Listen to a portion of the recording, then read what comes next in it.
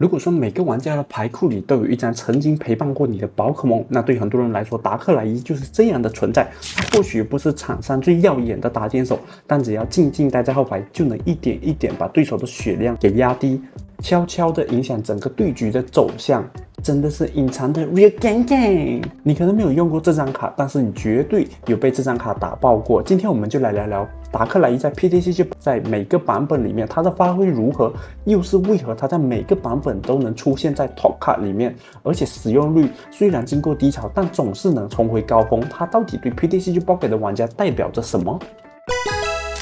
大家好，我是童年阿成。目前观看视频的人数只有2%是有订阅的。如果你觉得这个视频对你有帮助的话，欢迎订阅和按赞，也可以用超级感谢支持我。那我们正式进入本期的视频吧。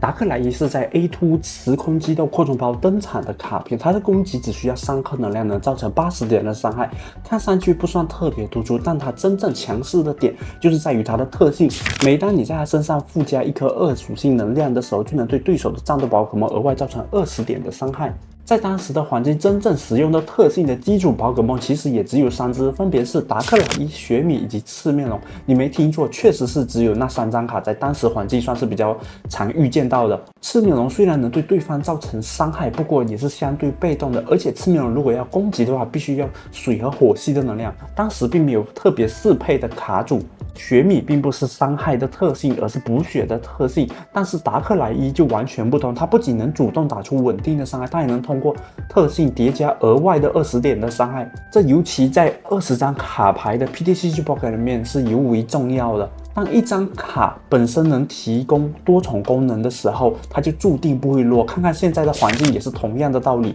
最新版本的3圣兽就是最好的例子，无论是火系、电系还是水系，只要应对版本的属性给起飞，这3只圣兽还是能凭借自己强大的绿牌特性在环境中占有一席之地的。当然，既然达克很强，那就必须提到了和他同期登场的马纽拉。马纽拉虽然需要进化，但只需要1颗能量就能造成30点的伤害，而且如果对方的宝可梦已经受伤的话，还能额外增加40点的伤害，总和就是70点的伤害，在当时算是一个毁灭级别的打点。而第2回合加上达克的特性的话，就有机会1回合造成90点的伤害。正是因为这套搭配的出现，直接把上个版本最主流的超梦沙奈朵打得几乎完全消失。如果当时你玩过超梦沙奈朵的话，对上达克和马纽拉的组合，你绝对会有刻骨铭心的痛苦回忆。当时也是有人尝试达克和忍蛙和赤面龙的搭配，顺风时确实是非常强势的，但是由于当时并没有糖果的搭配，所以这一类卡组很容易在进化的节奏上卡手。不过达克并非一帆风顺，当时它就有一个非常大的弱点，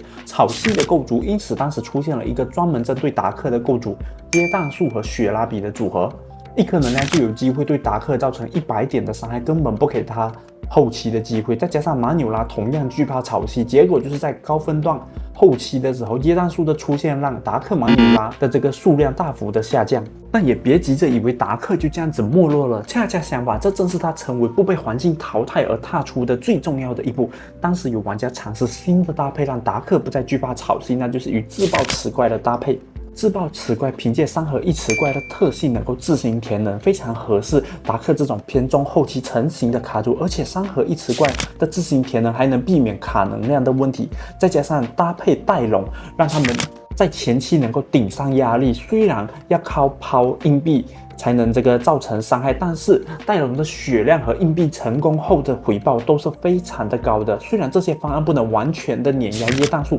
但至少能在赛场上和椰蛋树打个不相上下的成绩。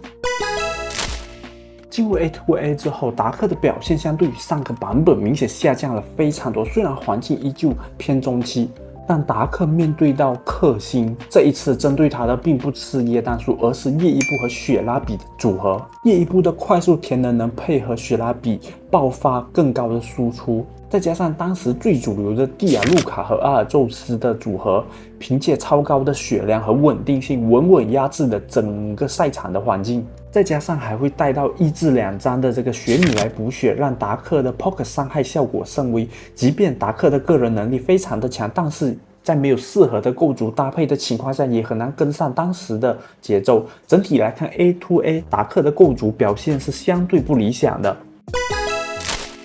到了 A to B 环境迎来了关键的转折点，鬼龙登场了。鬼龙这招式非常直接，4颗能量可以打出130点的伤害，而它的特性在当时更是独一无二的，能够自行填能。在这种情况下，鬼龙几乎是一张全方位能力接近完美的卡片，甚至直到现在，它的单卡实力依然是能算上顶尖的存在。而它与达克的搭配简直是天作之合。鬼龙的缺点就是前期无法攻击，达克同样前期不打招式，但却能通过特性持续 poke 伤害。鬼龙则负责后期高爆发，一击击倒对方的关键宝可梦，达克则稳稳的压血，互相弥补短板。更重要的是，两者都是无需要进化的，也不依赖特定的支援者卡，因此给整个卡组带来了极大的这个构筑自由度。玩家可以根据环境的选择来兑换这个支援者和道具卡，灵活度非常高的一套构筑。于是达克鬼龙就此诞生，开启了他的统治时代。当时的天梯和比赛上几乎到处都是